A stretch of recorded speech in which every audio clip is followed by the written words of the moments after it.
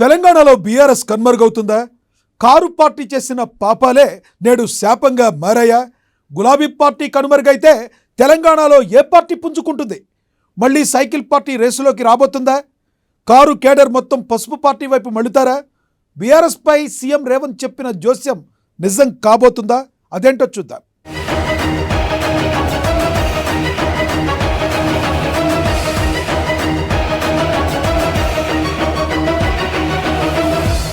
తెలంగాణలో అత్యంత బలమైన పార్టీగా కాంగ్రెస్, రెండేళ్లుగా పడిపోయిన బీఆర్ఎస్ గ్రాఫ్, బీఆర్ఎస్ లో కొనసాగుతున్న ఆధిపత్య పోరు,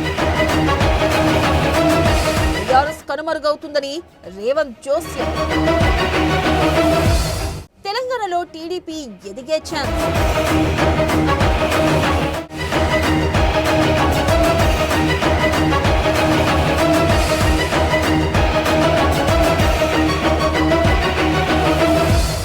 రాజకీయాల్లో లెక్కలు చాలా తమాషాగా ఉన్నాయి.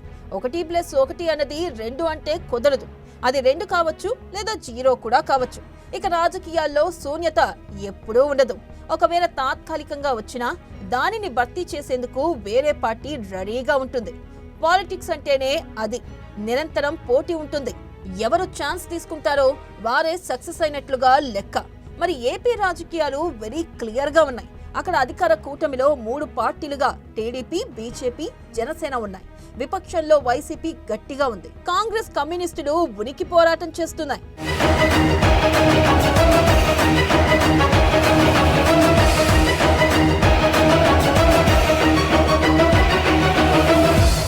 ఇక తెలంగాణలో చూస్తే కనుక అధికారంలో కాంగ్రెస్ ఉంది. ఆ పార్టీ అత్యంత బలంగా ఉంది. విపక్షంలోనే అయోమయం ఉంది.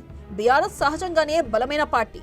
ఈ రోజుకి గ్రౌండ్ లెవెల్లో, బూత్ లెవెల్లో అన్ని చోట్ల ఉన్న పార్టీ అది. కానీ ఆ పార్టీ ఓటమి తర్వాత గత 2 ఏళ్లుగా గ్రాఫ్ అయితే పెద్దగా పెరిగింది లేదు అని అంటున్నారు. అంతేకాదు, ఇబ్బందులు అధికమవుతున్నాయని చెబుతున్నారు.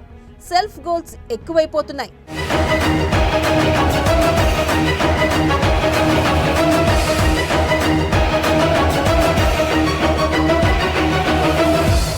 బీఆర్ఎస్ లో చూస్తే రానున్న కాలంలో అనేక భారీ సవాళ్లు ఉన్నాయని అంటున్నారు. రేవంత్ రెడ్డి సీఎం గా ఉండడంతో బీఆర్ఎస్ కి డైరెక్ట్ అటాక్ గా పరిస్థితి ఉంది. ఇంతకు ఇంత అన్నట్లుగా అక్కడ రాజనీతి అమలవుతుంది. అదే సమయంలో చూస్తే కనుక బీఆర్ఎస్ లో కేసీఆర్ ఫామ్ హౌస్ కి పరిమితమయ్యారు. ఆయన రాజకీయ వారసత్వం కోసం పోరు సాగి కవిత బయటికి వెళ్లారు. ఇక కేటీఆర్, హరీష్ రావుల మధ్య కూడా విభేదాలు వచ్చేలా కవిత చేసిన వ్యాఖ్యలతో బీఆర్ఎస్ భవిష్యత్తులో ఏం జరుగుతుంది అన్నది కూడా చర్చగా ఉంది అంటున్నారు.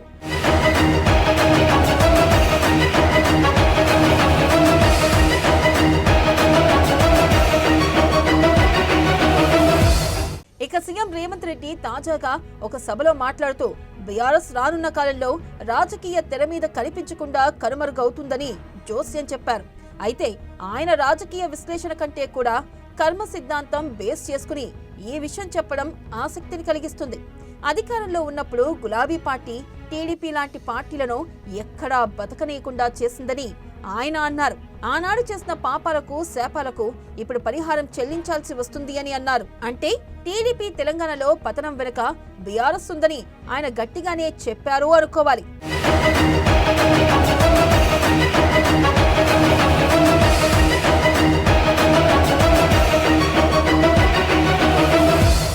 రేవంత్ చెప్పినది కర్మ సిద్ధాంతమైతే టీడీపీకి మళ్లీ ఎదుగుదల తెలంగాణలో ఉంటుంది అనుకోవాలి. పైగా టీడీపీ నుంచి వెళ్లిన నాయకుడుగానే కేసీఆర్ బీఆర్ఎస్ ని ఏర్పాటు చేసి సీఎం అయ్యారు. ఆయన వెంటే టీడీపీ తమ్ముళ్లు చాలా మంది నడవడానికి కారణం.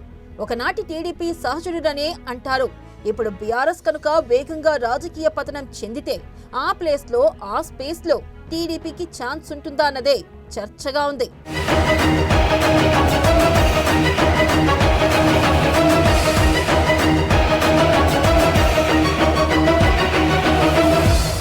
ఇక తెలంగాణ కర్మభూమిగా చెబుతారు.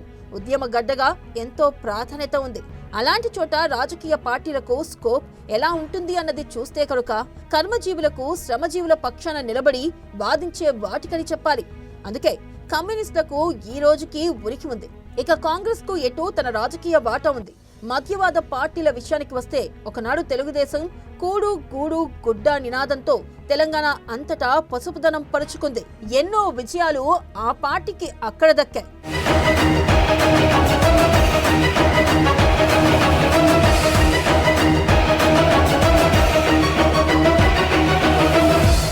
ఇక 2014లో అంతటి తెలంగాణ ఉద్యమంలో కూడా 15 ఎమ్మెల్యే సీట్లు టీడీపీ సాధించింది అంటే బలం ఉన్నట్లు లెక్క అంటారు.